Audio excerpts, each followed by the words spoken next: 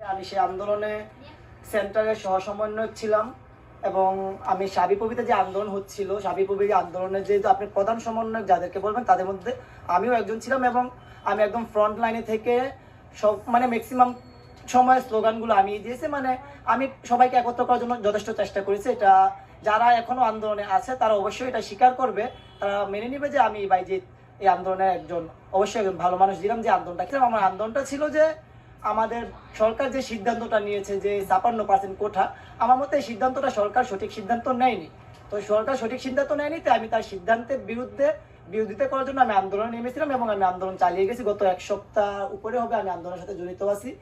কিন্তু গত কয়েকদিন যাবৎ মেবি বুধ বা বৃহস্পতিবার আমার পুরোপুরি আমি বলতে পারি, বাট কয়েকদিন যাবৎ একটু বলতে পারি যে আমাদের যে সেন্টার সমন্বয়কের যে গ্রুপটা আছে ওই গ্রুপটাতে আপনার কিছু এরকম মেসেজ আসছিল যে হরতাল ডাকা বা অন্যরকম কিছু, যেগুলো আমার কাছে মনে হচ্ছে যে এগুলো আসলে আমাদের কখনো কোঠা বিরোধী আন্দোলন, যেটা সাধারণ ছাত্রদের চাওয়া, কোঠা বিরোধী আন্দোলন হতে পারে না।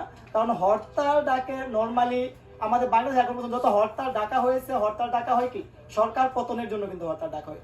আর আমি সরকার পতনের কোনো আন্দোলনে আমি নামিনি, যার দরুন আমি এটা নিয়ে আসলে গত কয়েকদিন একটু চিন্তা করতেছিলাম যে এটা কি আসলে সরকার পতনের আন্দোলন নাকি কোটা বিরোধী আন্দোলন, কোন দিকে এটা এখনো আছে। কিন্তু গতকাল আমাদের মাননীয় প্রধানমন্ত্রী শেখ হাসিনা যে ঘোষণা দিলেন যে মানে আমি ওনার ঘোষণার পক্ষ বা বিপক্ষ নিয়ে কিছু বলবো না, কারণ এই ঘোষণাটা আপনার কয়েকটা দিক, আপনি উনি যে কথা উনি বলছেন ঘোষণা ওনার পেজ দিকে কয়েকটা দিক আছে।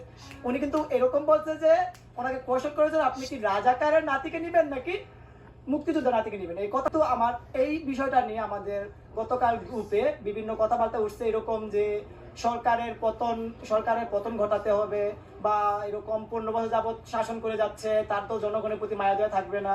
কয়েকটা এরকম মেসেজ যে কোনো জনগণের সাপোর্ট ছাড়া সরকার গঠন করলে তো সরকার এরকম হবে, সে কেন জনগণের কথাগুলো ভাববে। তো গতকাল যখন এই মেসেজগুলো হলো তখন সময় আপনার মেবি সন্ধ্যা ৬টা কি ৬:৩০ হবে। তো তারপর থেকে আমি একটু চিন্তিত হয়ে যাচ্ছিলাম যে এখন আমি কি করব। এখন সরকার পতনের আন্দোলন হয়ে গেছে, পুরোপুরি শিউর হয়ে গেছিলাম। তো এটা নিয়ে ভাবতে ভাবতে দেখা গেল যে গতকাল রাত ১১টার দিকে আমি সিদ্ধান্তে উপনীত হলাম যে না, আমি সরকার বিরোধী আন্দোলনে যাইনি। আমার আন্দোলন ছিল কোঠা বিরোধী আন্দোলন, আমার মোটিভ ছিল কোঠা সংস্কার করতে হবে। তো আমি সরকারের বিরোধী না, এই জন্য আমি আন্দোলন থেকে সরে এসেছি।